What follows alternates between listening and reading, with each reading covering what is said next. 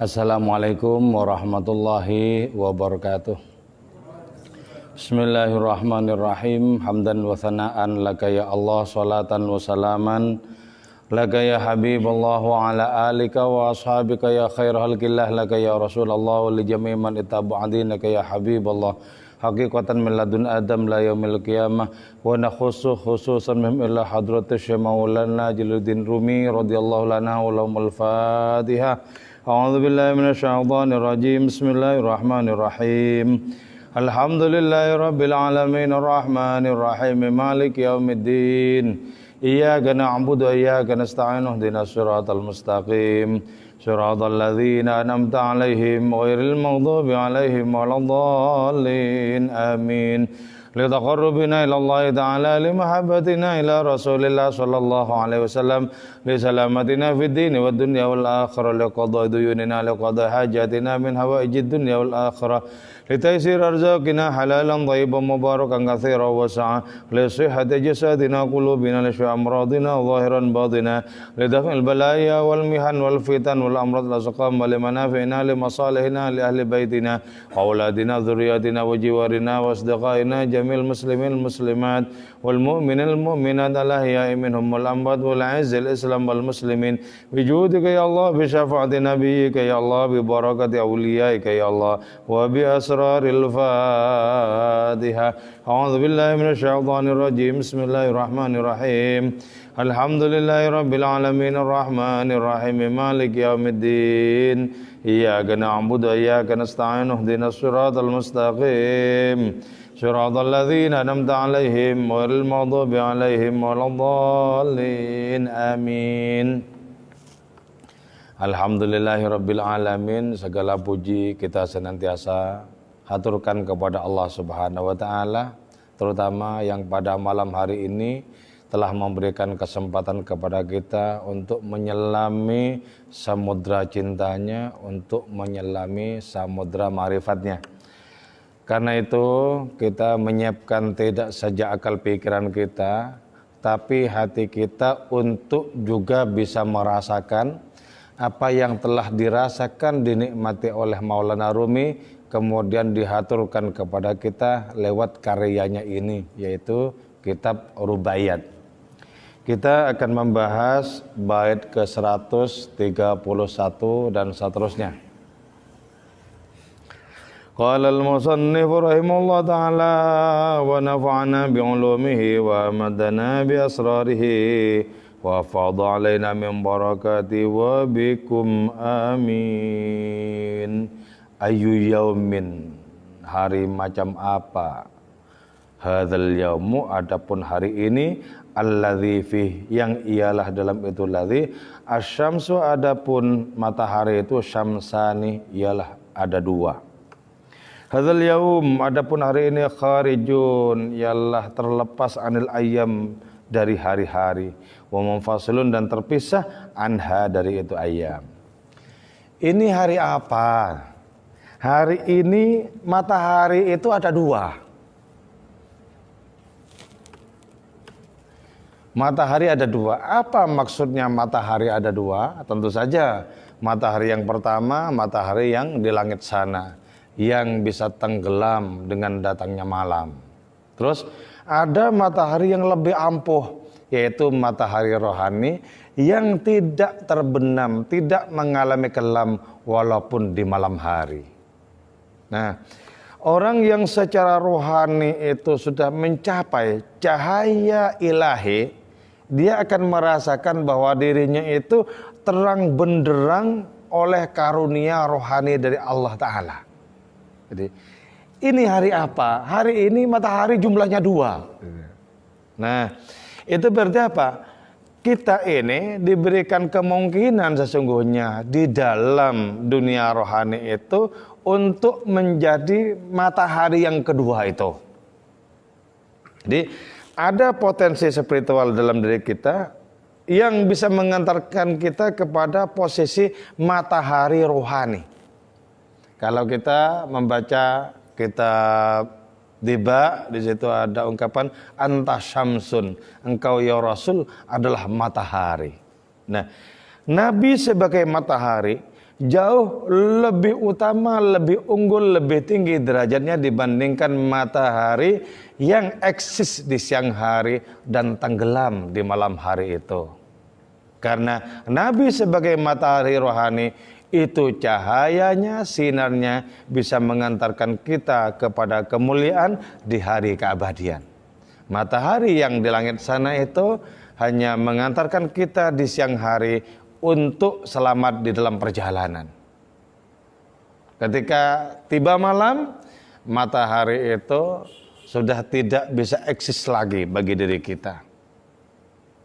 Jadi di sini berarti ada kemungkinan bagi kita, sebagaimana dialami oleh para sufi, untuk menjadi matahari kedua itu.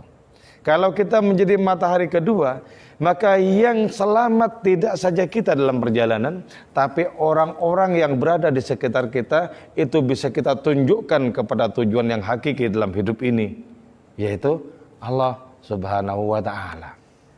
Nah, tentang perkara cahaya matahari rohani ini, ada yang oleh Allah Ta'ala dibikin real, seperti terjadi kepada Syekh Ibrahim Ad-Dasuki.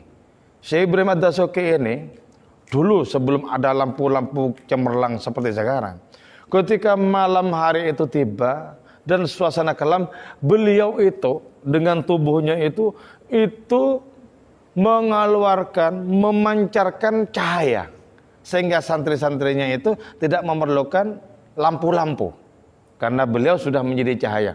Itu kalau oleh Allah Ta'ala matahari rohani itu direalisasikan untuk menjadi empirik. Atau di Surabaya ya, tidak terlalu jauh di sini dan tidak terlalu lama dari masa kita ini. Ada Habib Muhammad di situ Al-Jufri yang dikenal sebagai Habib Neon. Karena ketika beliau datang ke majelis ini misalnya, lampu-lampu langsung mati dan beliau bercahaya di tubuhnya itu.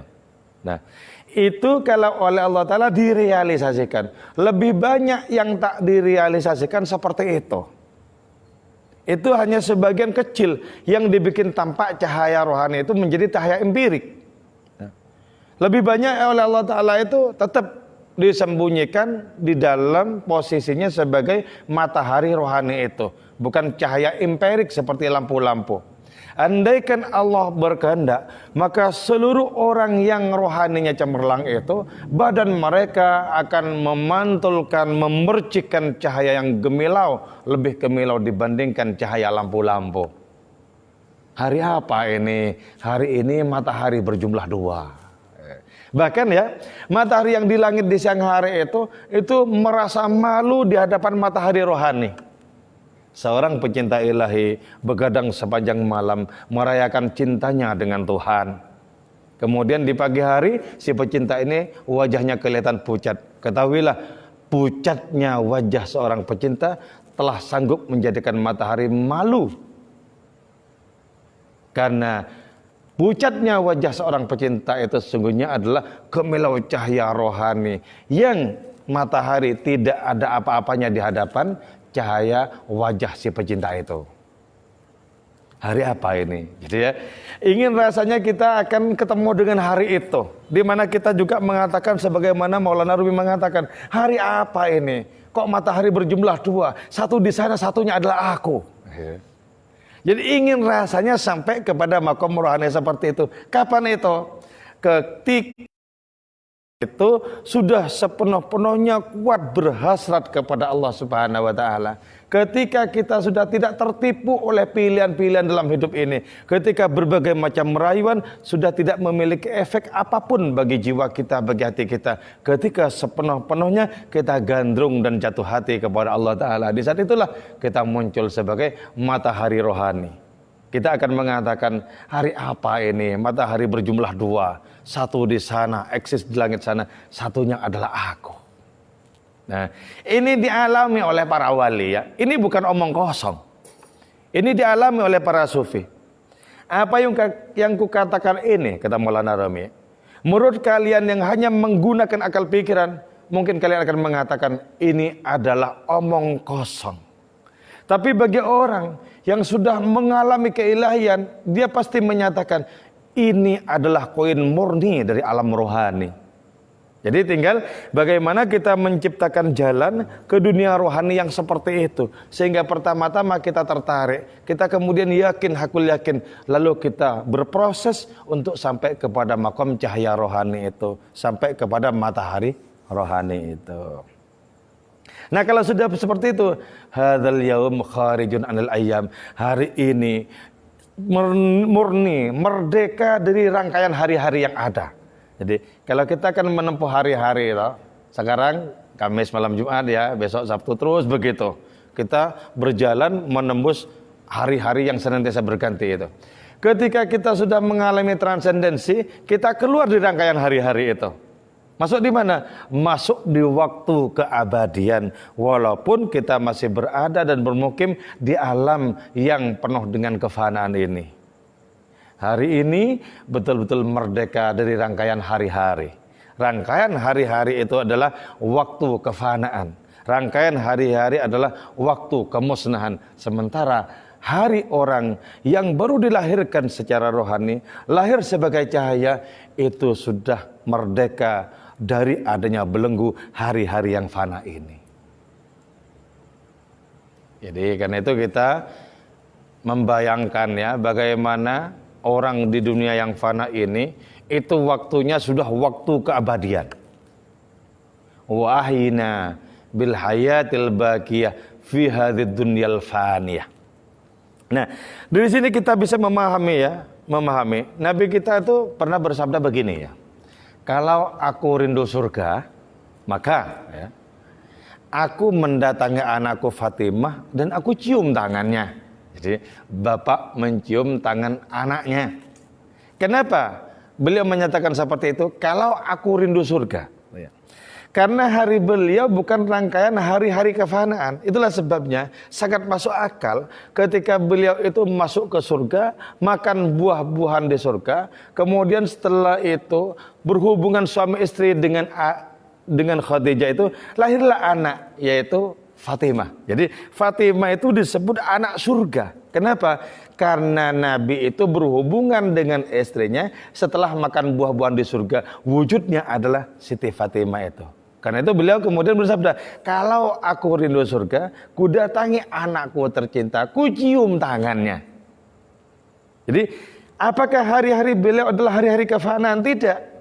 Memang berada di dunia ini, tapi melampaui adanya hari-hari kefanaan, masuk di hari-hari keabadian. Sama ya, sama juga dengan tempat. Di dunia ini ada tempat-tempat kefanaan, bahkan seluruhnya ini bisa dikatakan tempat kefanaan, tapi juga di antara sela-sela tempat kefanaan ada tempat keabadian. Contoh begini ya, banyak para sufi ya, yang berjalan-jalan di pinggir sungai Nil. Sungai Nil di Mesir dan itu menembus 8 negara. Sungai yang sangat besar yang di atasnya banyak kapal-kapal pesiar itu. Banyak para sufi berjalan-jalan di tepi sungai Nil itu sampai di surga. Nah, ada hadis Nabi yang mengatakan ada 4 sungai yang mata airnya itu sumbernya itu di surga. Di antaranya adalah Nil. Di samping juga Tigris ya. Nil. Nah, orang mungkin kalau secara geografis lahir ya, enggak. Wong itu bisa kita tahu kok di mana hulunya, di mana hilirnya, kan gitu. Tapi kenapa banyak para sufi berjalan di pinggirnya itu nyampe di surga? Itu artinya apa? Ada 2 sumber. Ada sumber lahiriah di dunia ini sebagai sumbernya Sungai Nil itu, ada sumber batiniyah di mana sumber itu berada di surga. Itu berarti apa? Berarti bahwa walaupun dunia ini adalah ruang kefanaan, di sela-selanya atas kehendak Allah Subhanahu wa taala orang bisa memasuki ruang keabadian. Kenapa Nabi kita kok sampai bisa detail berbicara tentang ruang-ruang di surga? Berbagai macam siksaan di neraka, karena beliau bisa menembus rangkaian hari-hari kefanaan. Hadzal yaum kharijun anil ayyam. Hari ini betul-betul merdeka dari rangkaian hari-hari kefanaan. Jadi kapankah kita masuk di sana sepenuh-penuhnya hidup kita mengilahi, sudah merdeka dari berbagai macam hasrat kepada yang lain? Kapankah itu hari-hari yang paling indah? Faya Rabbi bisadati tahaqqaq li isyarati asatati bisyarati wa yasfu waqtuna lillah. Asatati bisyarati, moga datang kabar gembira bagiku. Kapan itu?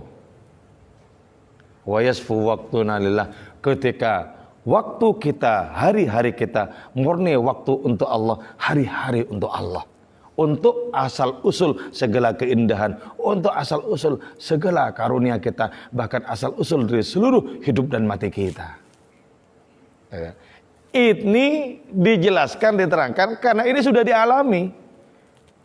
Jadi ini bukan konsep belaka, ini sudah dialami oleh orang-orang pilihan. Ini pentingnya kita itu tidak pernah puas dengan model keberagamaan yang selama ini kita tekuni. Ada yang kurang, coba lakukan otokritik. Lakukan kritik di dalam. Ada yang kurang, banyak yang kurang. Misalnya, kenapa masih ada waktu walaupun sejenak untuk ngelamun di dalam sholat? Bukankah itu penyimpangan? Kenapa? Masih banyak hari-hari yang kita jalani itu berisi lalai dan lupa kepada Allah. Itu penyimpangan. Jadi lakukan otokritik. Sampai kemudian kita bisa mengalami wa yasfu waqtuna lillah, yaitu saat-saat di mana hari-hari kita, waktu kita murni untuk Allah Subhanahu wa taala. Jadi di tengah rangkaian hari-hari kefanaan ada hari keabadian, itu ada. Itu ada. Nah, itu bagi orang-orang yang sudah bisa bermesraan dengan Tuhan. Oh Allah kekasih, semenjak aku tertarik kepadamu, pantangan bagiku untuk tertarik kepada yang lain. Bisa? Usahakan kalau belum bisa ya. Bergabunglah dengan para pecinta.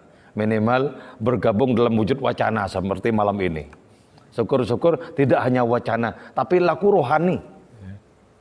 Laku rohani. Dan rasakan nikmatnya bercinta dengan Allah Subhanahu wa taala, berlipat-lipat, beratus-ratus, beribu-ribu, berjuta-juta kali lipat dibandingkan bercinta dengan sesama manusia. Padahal bercinta dengan manusia itu nikmatnya sudah pol banget itu.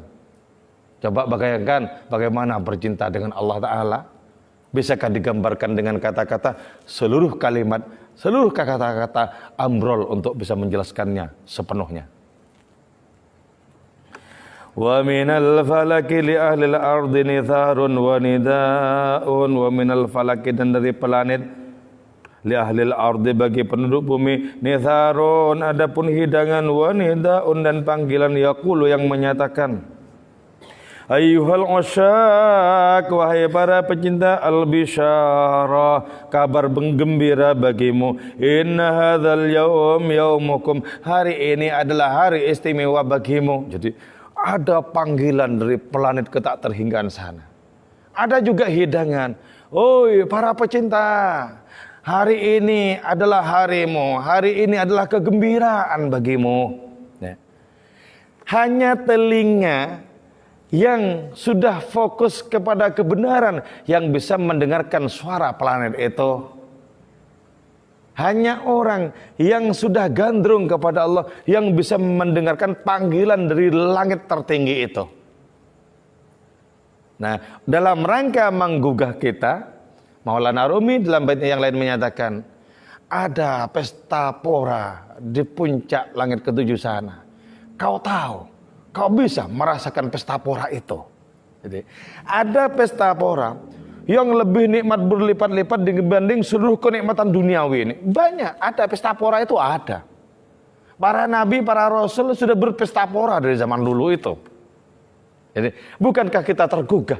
Bukankah asal-usul mereka, para nabi adalah sama dengan asal-usul kita?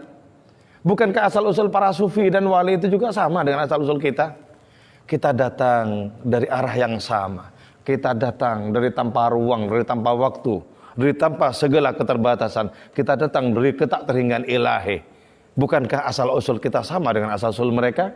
Kalau mereka tertarik, kenapa kita tidak tertarik? Kita adalah burung-burung rohani yang dilepas di hutan keterasingan untuk menjadi ujian bagi kita. Adakah kita melesat di saat kita mendengarkan siulan ilahi itu? Jadi burung-burung rohani, burung-burung ilahi itu dipanggil oleh Allah Ta'ala langsung berterbangan menuju kepada panggilan itu. Nah, kita juga burung-burung tapi seringkali tidak mendengar arah panggilan itu. Sama ya. Perbedaannya adalah sana itu sudah tergila-gila kepada hadirnya, kita masih belajar untuk baru memahami. Jadi sana sudah sampai kepada alamat Allah Ta'ala, kita baru mencari denah bagaimana untuk menempuh jalan itu. Tubtu wa inni ma dumtu hayyan, tubtu bertobat aku wa ini dan sungguhnya aku ma dumtu selama adaku hayyan ialah hidup, lan an harifa tidak akan menoleh aku ilal yasar ke kiri. Aku bertobat sungguh selama aku masih punya kesempatan hidup, aku tidak akan menoleh ke kiri lagi. Artinya apa? Kiri itu simbol dari adanya keburukan. Simbol dari adanya pengingkaran. Aku tidak akan menoleh lagi kepada rayuan-rayuan duniawi itu. Tidak akan menoleh lagi, tidak akan tertarik lagi kepada segala tipu daya yang sangat artifisial itu. Aku tidak akan menoleh kepada yang seolah-olah dan seakan-akan. Jadi ciptakan adanya pertaubatan itu loh. Jadi kalau dari dulu kita sudah kadung menikmati adanya penyimpangan, pengingkaran, bahkan menebuh gendrang keingkaran misalnya, kita lakukan pertobatan dan katakan, aku tidak akan tertarik lagi kepada lambayan-lambayan keburukan itu. Sisa hidupku akan kutempuh dengan pertobatan dan keinsafan. Jadi harus ada seperti itu. Kalau tidak di-cut seperti itu, maka tertarik kepada dosa-dosa kelalaian itu tidak akan pernah selesai-selesai. Wan nafsu katiflin tuhmilhu syab'ala Hobirada'i wa in taftimhu yang fatimi. Nafsu amarah itu, nafsu yang mengajak kepada keburukan itu seperti bayi. Intuh milu syab'ala, kalau tidak disapih terus mau netek bayi itu. Sampai umur berapa mau netek? Saya pernah punya tetangga ketika ngontrak itu. Nah, tetangga ini punya anak laki-laki. Di saat anak laki-laki itu sudah sekolah, pulang sekolah masih netek. Kenapa? Enggak disapi sama ibunya. Nah, ini perumpamaan dari apa? Dari nafsu. Jadi selama kita membiarkan diri kita menoleh ke kiri atau menikmati adanya dosa-dosa kelalaian, selama itu pula nafsu itu tidak akan pernah kenyang-kenyang. Tapi wa in taftimu yang fatimah, kalau disapi nanti akan enak, tidak akan gandrung lagi, kan gitu. Jadi jadilah kita sebagai pawang bagi nafsu dan sapihlah nafsu kita agar tidak terus-terusan meminta korban, terus-terusan meminta makanannya. Sapih. Apakah nafsu kita itu segala hasrat kepada selain Allah adalah nafsu? Kecuali hanya murni sebagai perantara untuk semakin sempurnanya sembah sujud di hadapan hadiratnya, baru itu boleh. Kalau sebagai tujuan sama sekali tidak boleh. Kenapa? Karena itu akan semakin lama semakin menjerumuskan diri kita. Aku tidak akan mulai ke kiri. Jadi lakukan itu. Lakukan adanya penghentian. Kalau tidak bisa berhadapan dengan nafsu, dengan diri kita sendiri, ajak orang-orang yang sudah kuat rohaninya untuk bisa membantu kita, mengkating kita, memotong kita dari adanya kekalahan kepada nafsu itu. Ajak orang-orang yang tangguh rohaninya itu. Kalau kita berjuang sendiri sudah sekian lama bertahun-tahun, tak kunjung menang kepada nafsu kita, maka dekatlah kepada orang-orang yang silat rohaninya sudah tangguh. Ajak mereka untuk bisa mengalahkan nafsu kita. Maka dengan pertolongan Allah lewat mereka, kita bisa memenangkan pertempuran, pertarungan melawan nafsu kita sendiri. Jadi jangan dikira gampang untuk menjadi baik-baik itu. Enggak mudah. Karena sudah dibiarkan kita bertahun-tahun, tak juga mengalami keinsafan misalnya. Berarti itu harus menjadi catatan bagi kita. Aku akan mengajak orang yang sudah tangguh. Aku akan minta tolong agar aku bisa memenangkan pertarungan dengan nafsuku. Karena itu ada sebuah puisi yang menyatakan, ya Tuhan, untuk berhadapan dengan nafsu-nafsu di luar, kau tidak usah ikut serta, cukup merestui saja. Tapi untuk berhadapan dengan nafsuku di dalam, tidak boleh tidak, kau harus terlibat ya Allah. Kalau tidak, aku pasti kalah. Nah, musuh di dalam itu apa? Ya nafsu itu. Hasrat-hasrat kepada segala yang merayu, segala sesuatu yang membuat kita lalai, jauh dari Allah Subhanahu wa taala, jangan mau lagi. Itu selama bertahun-tahun kita mungkin sudah dipeluk koto oleh nafsu seperti itu. Jangan mau lagi. Katakan, jalanku hari ini adalah jalan keinsafan. Walan atahawwala 'anis siratil mustaqim, dan tidak akan berpaling aku 'anis siratil mustaqim, dari jalan yang lurus. Lurus kemana? Lurus ke Allah. Ya. Bagaimana kita paham bahwa jalan kita lurus atau tidak? Ya. Pertama, kita ukur dengan ajaran agama kita ukur. Terus yang kedua, betulkah kita dalam menempuh jalan hidup ini tujuan kita Allah atau masih yang lain? Kalau ternyata masih yang lain, berarti belum lurus. Walaupun ajaran yang diamalkan itu sudah benar secara lahiriah. Misalnya sholatnya benar, zikirnya benar, bertetangga juga benar. Tapi orientasi hidupnya masih bukan Allah. Tapi apa yang diinginkan oleh dirinya sendiri, belum lurus itu. Belum lurus. Jadi ada istilah jalan lurus, ada istilah jalan bengkok, jalan serong. Nah, misalnya ada pertanyaan begini, bukankah ketika kita memandang kemana saja kita menemukan Allah? Oke. Ya. Seperti sebuah ayat yang menyatakan fa aina ma tuwallu fa thamma wajhullah. Kemanapun kalian menghadapkan wajahmu, kalian akan menemukan wajah Allah. Oke. Tapi ayat ini kan untuk orang-orang yang sudah menyaksikan Allah pada segala sesuatu. Untuk orang-orang yang sudah tidak tertarik kepada selainnya. Nah, bagi orang-orang yang masih berhasrat kepada berbagai macam tajalli Allah Ta'ala, nah itu belum lurus. Memang ya, memang seluruh alam raya ini tajallinya Allah. Apa tajalli itu? Pengejauhan tahan. Konkretnya apa? Penampakan gitulah ya. Jadi tidak ada apapun yang bukan tajalli Allah, tidak ada. Semuanya tajalli Allah. Tapi kita diperintahkan untuk berkiblat, untuk tidak berkiblat kepada tajallinya. Kita diperintahkan untuk fokus kepada Allah itu. Sama dengan misalnya, ya, kita fokus kepada Allah bukan terutama fokus kepada rahmatnya. Tapi bukankah dalam hidup ini banyak orang yang lebih ingin rahmatnya ketimbang ingin Allah, kan itu ya? Ya Pak, ini kan pasti termasuk saya ya, kan cocok dengan deposito yang banyak pasti ini. Nggak ada yang nggak cocok. Ya. Tapi cocokkah dengan Allah? Oh belum tentu. Dengan rahmatnya? Mau. Tapi dengan Allah? Gitu loh. Ini kan sama saja dengan tuan rumah yang cocok dengan oleh-olehnya tamu dan tidak cocok dengan tamunya. Ibaratnya ya, saya ada tamu karena bawa oleh-oleh saya pandeng, saya lirik oleh-olehnya. Terus ketika saya terima, wis ini yang terpenting oleh-olehmu, kamu langsung pulang aja juga boleh kok. Jadi betapa manusia lebih banyak yang cocok dengan rahmatnya ketimbang dengan Allah itu sendiri. Nah, ketika begitu keadaan rohani kita berarti belum lurus sebenarnya. Belum lurus. Walan atahawwala 'anis siratal mustaqim, aku tidak akan berpaling dari jalan yang lurus. Nah, tafsir Ibnu Arabi tentang ghairil maghdubi 'alaihim waladdallin itu ya. Ghairil maghdub itu orang-orang yang tidak dimurkai ya, kan itu ya. Nah, ghairil maghdub. Yang maghdub itu yang dimurkai itu siapa? Kata tafsirnya Ibnu Arabi, yang maghdub itu adalah siapa saja yang lebih gandrung kepada materi. Gandrung kepada materi. Dalam tafsir Ibnu Arabi konotasinya itu Yahudi. Terus waladdallin, yang sesat itu siapa? Orang-orang yang lebih mementingkan peraturannya sendiri ketimbang peraturan Allah.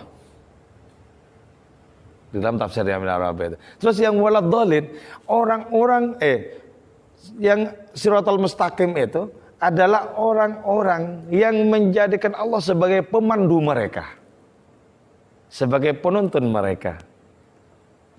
Jadi ini mungkin ada ya, seberapapun prosentasenya, sisi-sisi serong kita mungkin ada.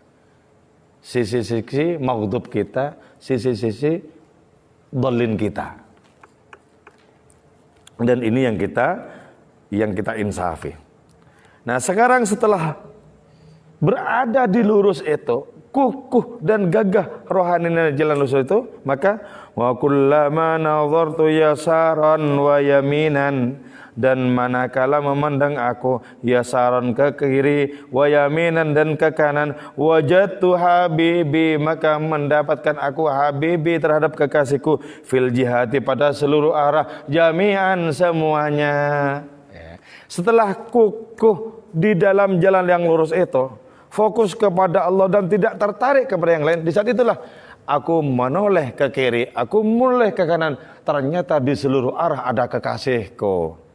Oh Allah, Engkau yang dulu ku cari kemana-mana, di masjid dengan kehusukan, bertawaf di Ka'bah dengan kehusukan yang paling sempurna. Ternyata ku saksikan Engkau sekarang berada di seluruh arah di alam semesta ini. Aku dongakkan kepalaku ke atas, ku temukan Engkau. Aku tundukkan pandanganku ke bawah, ku temukan Engkau. Aku pandang ke seluruh arah, ternyata Engkau semata. Oh Allah, Engkau sudah memenuhi segala kesadaranku. Nah, kalau sudah seperti itu, berarti orang ini merasa apa? Merasa berada di dalam pelukan Allah, berada di ayunan ilahi, diliputi oleh kehadiran Allah Subhanahu wa taala. Bahkan ketika memandang dirinya, yang ditemukan Allah taala jua. Ini mesti kita tempuh. Makom-makom rohani seperti ini mesti kita tempuh. Biasalah manusiawi, kita kadang tertarik ini, tertarik itu. Tapi kalau sampai hampir habis umur kita masih begitu, itu sudah enggak manusiawi itu. Gebukan untuk nasib diri sendiri. Karena itu sebelum sampai kepada saat-saat di mana jatah hidup kita tinggal sedikit, maka fokuskan kesadaran kita itu. Sehingga pada akhirnya kita menyaksikan segala-galanya adalah Allah, akbarnya Allah meliputi seluruh yang ada. Aku sejak sekarang tidak perlu mencarimu, sebab setiap pencarian itu menunjukkan bahwa orang itu belum menemukan. Jadi dalam sebuah novel yang saya terkesima membaca novel itu ya, ada novelnya Hermann Hesse berjudul Siddhartha. Ini sudah lama terbitnya, entah sekarang mungkin sudah diterbitkan ulang, saya nggak tahu. Di situ diungkapkan ya, di situ diungkapkan bahwa berhentilah engkau mencari. Sebab setiap orang yang mencari menunjukkan itu belum menemukan. Jadi ketika kita sudah menemukan Allah Subhanahu wa taala, sudah merasakan, lah kita datang kemana saja tetap bersama Allah, tetap merasakan hadiratnya di mana saja itu.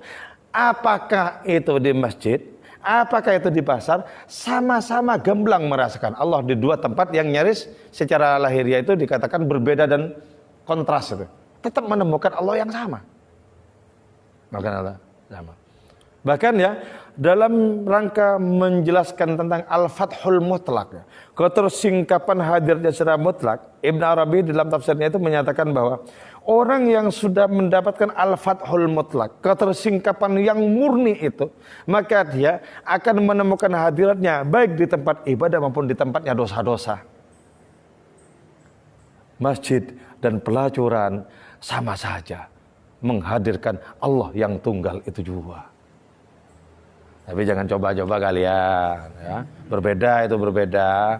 Mending lebih baik datang ke Masjid Sudirman ini ketimbang ke lokalisasi sana, beda-beda. Enggak usah ikut-ikut saya. Oke, gitu ya.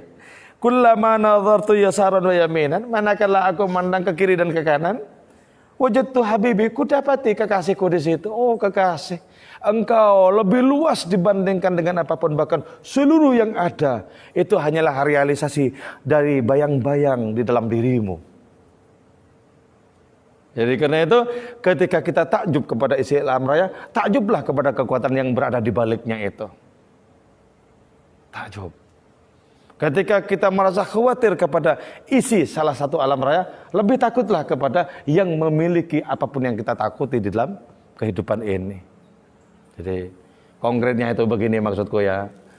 Enggak usah takut virus corona. Takutlah kepada pemilik virus corona itu. Sebab di hadapan Allah virus corona itu jina kok sebenarnya. Jina. Kalau Allah bilang jangan, ya jangan.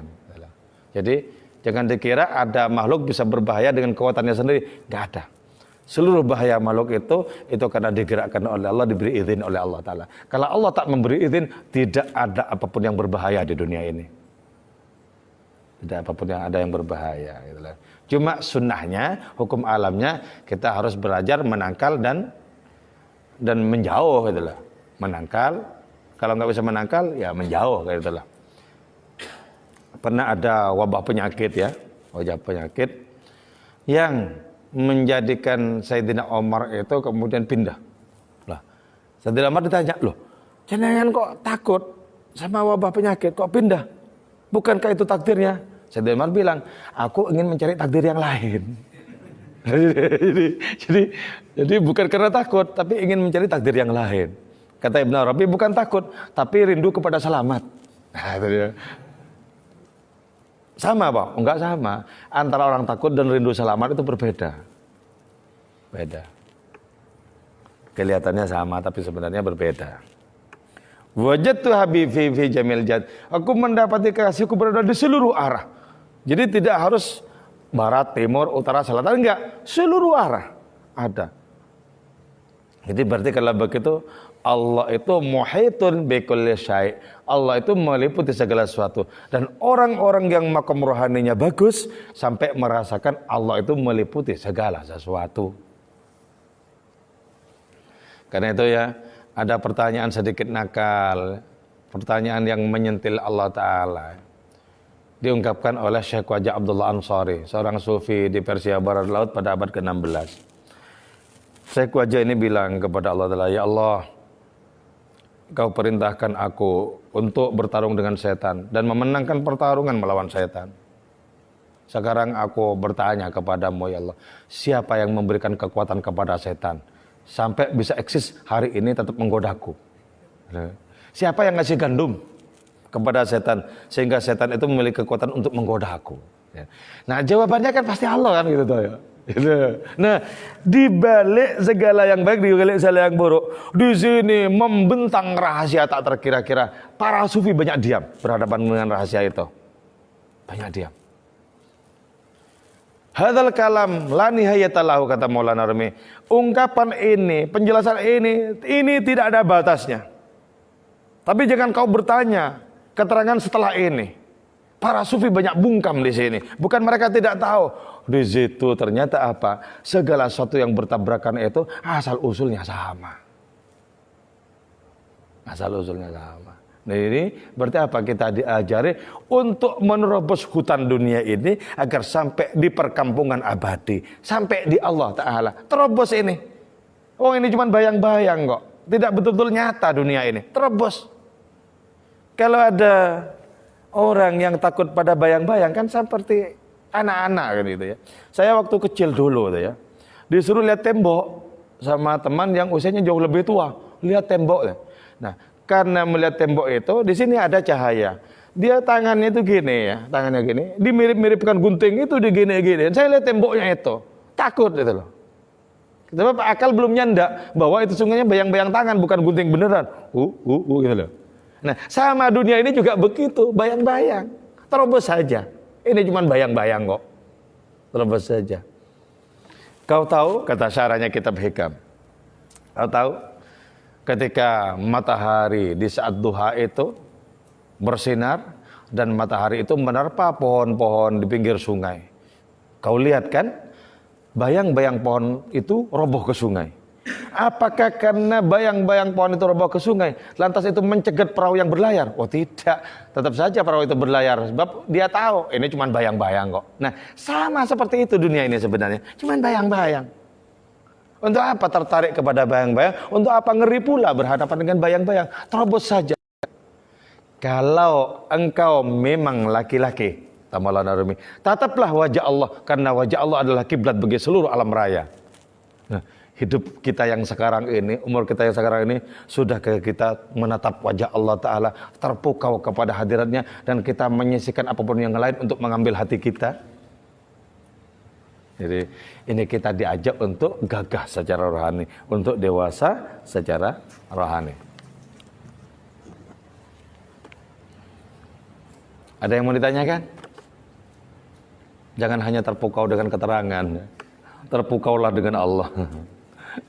Nggak ada ya, oke. Saya kira cukup 2 bait saja, sebab ada khawatir tidak diamalkan ya. Kalau terlalu banyak.